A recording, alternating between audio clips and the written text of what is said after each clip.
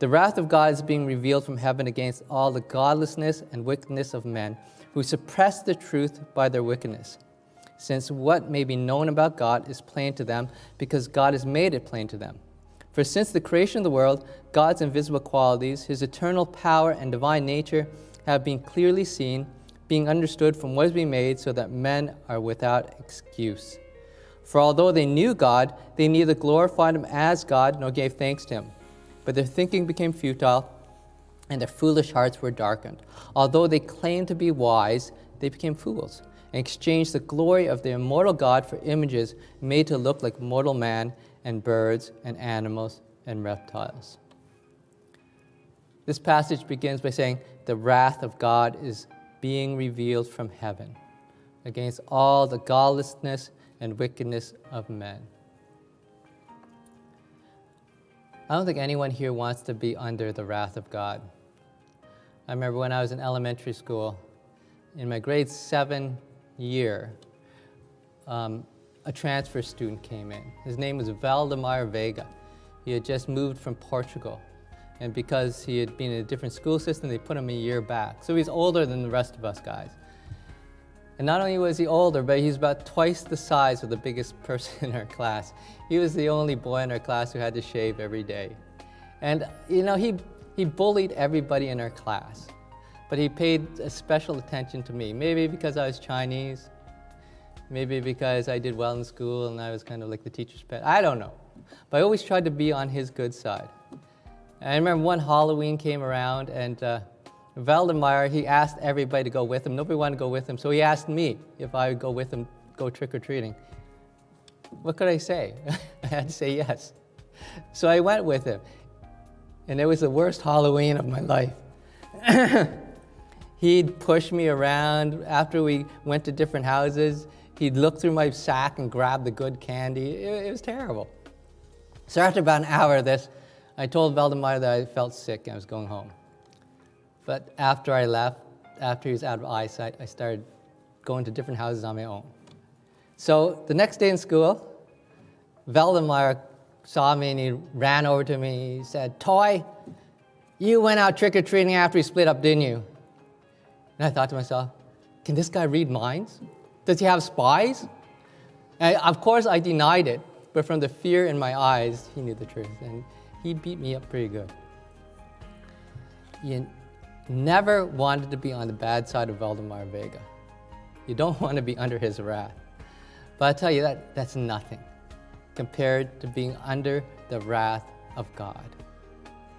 And according to this, if we are living under sin, then that's exactly the case for us. We're in a very dangerous position. And it's not that God didn't warn us. He did. These verses tell us that God made it plain to us what he is like, what he expects. You see that in verse 19 and 20. It says, since what may be known about God is plain to them, because God has made it plain to them. For since the creation of the world, God's invisible qualities, his eternal power and divine nature have been clearly seen, being understood from what is being made, so that men are without excuse. So those verses tell us a couple things. Number one, that God has made it very clear to us his nature, his requirements. It's not something that we have to search after, we have to, fight to discover. It's obvious. In fact, it's born within us. Each of us inherently knows there is a God.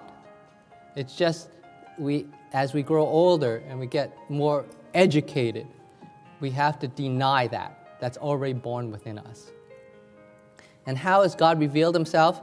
In verse 20, it tells us. It says, since the creation of the world. It's through creation that we know that there is a God. Have you ever been out on a really dark night, just clear night, and looked up in the sky? I remember in Papua New Guinea, we were out in one of the villages. Rachel was there, and it was just totally black. Like there's no artificial lighting, no electricity even. And you could look in the sky, and there were so many stars. Like I didn't know there were so many stars in the sky. It was awesome.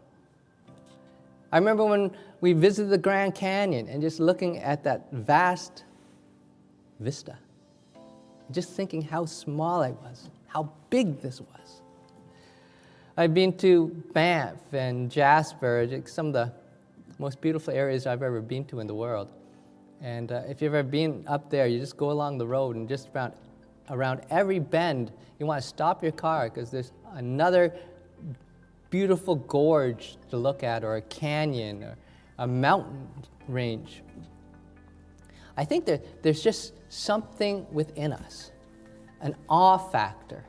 When we look at creation, we know that there is a God. We know that there is something that made this, something that's in control, that there's something more than us.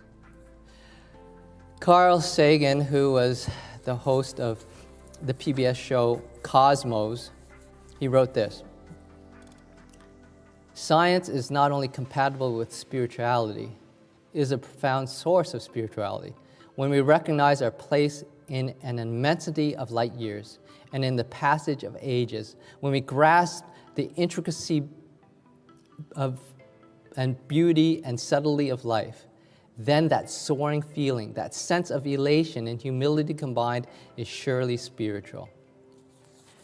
Carl Sagan was a professed atheist, but even for this scientist, who was an unbeliever, when he looked at creation, he felt something move within him. Now, when we look at creation, we can learn certain qualities about God. In verse 20, it says we can learn two things. First, it says we learn about his eternal power. Do you know how big the universe is? I don't know either.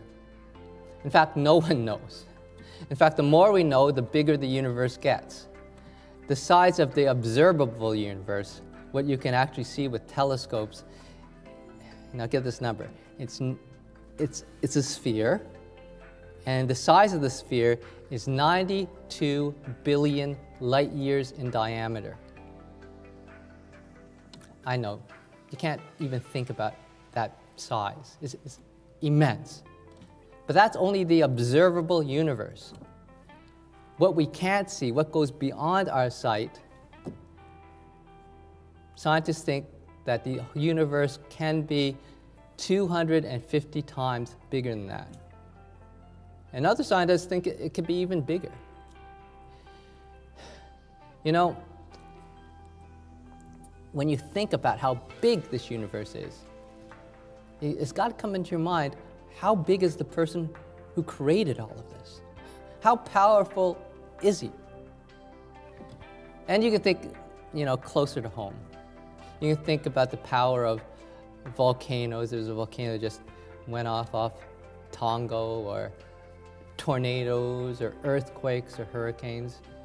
I remember in Papua New Guinea, once in a while we'd experience an earthquake. Everything would start shaking, and you'd run out of the house and you'd try to kind of get into a clear space away from everything else. But I remember during those times, it was like there's nothing you can do. You're absolutely at the power of this event going on. And not only can we learn about the eternal power of God, it says here we can also learn about his divine nature, or his divinity. If you look at, a sunset, or walk along a white coral beach, or have you ever get to go snorkeling on a coral reef? Or even, Ken was mentioning about on Monday, the big snow day. I don't know if you got a chance to kind of go outside. You probably did, to go shoveling. But other than shoveling, just go for a walk. Our family went for a walk around the block before we actually went to the shovels. It was beautiful.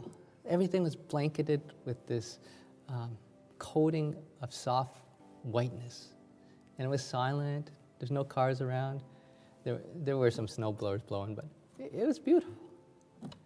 And when you look at creation, one thing you can find out is that God is beautiful. The one who created this. This is where the beauty comes from.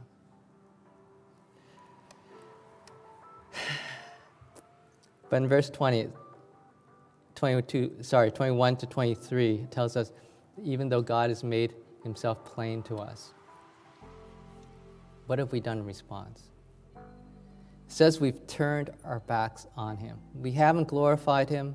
We haven't given him thanks. Instead, in our minds, we've made these false narratives that replace the need for God. I don't want to stereotype higher education. I know that there are scientists, there are professors, there's astronomers who are devout Christians. But doesn't it seem to you that as you go higher and higher in our educational systems, there seems to be less and less room for God? It seems to be true even in seminaries. Even, you go through Bible college, you go through seminary, and then you go and try to get your doctorate. And as you go up, you start reading and being exposed to people who really don't believe in the inerrancy and the inspiration of the Bible. It seems the more that we get educated, the less we believe in God. And there is consequences for this.